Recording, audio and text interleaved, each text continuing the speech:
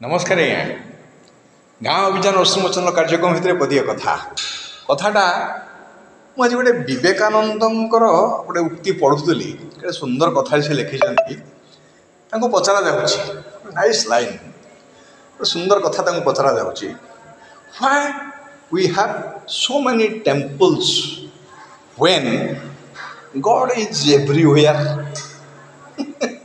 पचरा गला why we have so many temples when God is everywhere.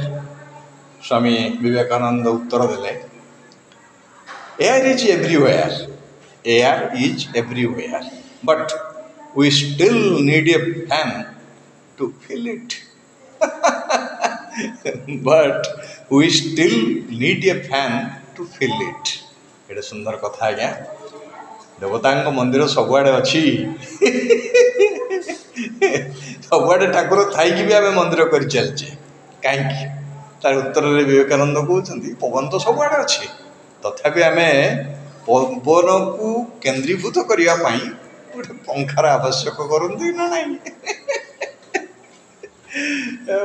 भल लगे रोचे नमस्कार।